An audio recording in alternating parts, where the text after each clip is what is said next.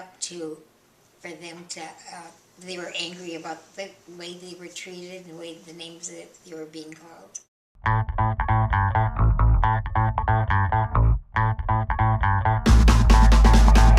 Not that I know of, and there were no black people that lived in South St. Paul, so I wasn't aware if there were any or not in St. Paul.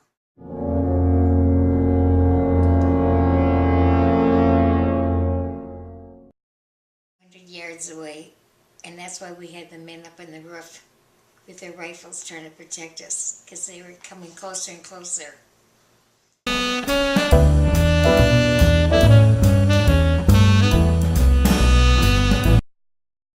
It was scary, so then I called my friends, and my one girlfriend from South St. Paul originally, she brought her baby over and drove through the flames, through the fire area where they were shooting and the fires were going.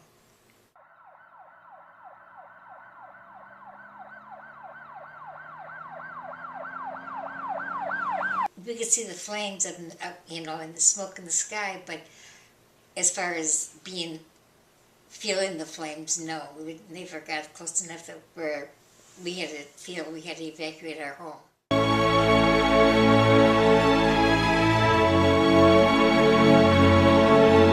He knew about it, but he couldn't. He was up like 100 miles away building the cabin for his boss, and he was gone for basically the whole time the riots were going on.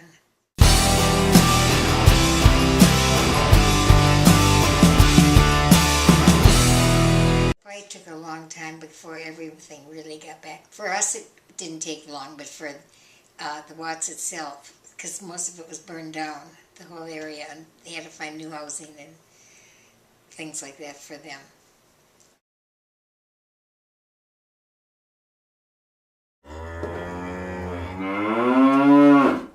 Living in South St. Paul when I was growing up, it was completely white.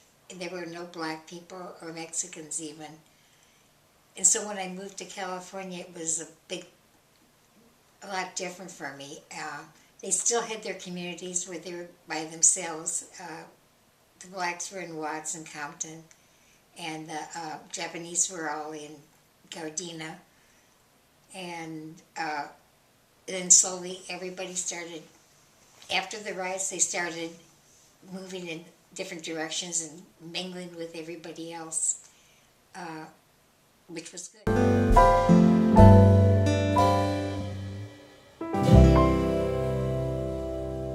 First I wasn't going to go, but then I came out of the bowling alley one night and it had rained and frozen, and I fell and broke my wrist, so I said, I guess I'll go with you to California.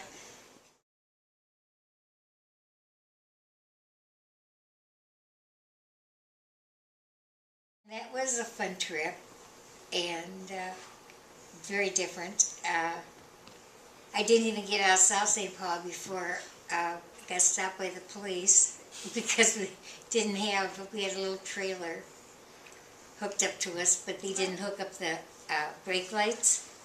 So then we had to go down to the truck and even get it fixed, and then we took off again, and before lunchtime we got a flat tire in the freezing cold January.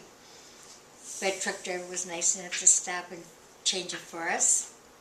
Then we continued on, and then I got another flat tire and had to buy another tire. So by the time we got to California and paid our first month's rent, I had $5 left to last me until I got a job and got some money. But luckily my mom had packed 2 cases of canned goods in our trailer. So I would eat those different vegetables every night, and I had to take the first job I could, which I got for the city of LA.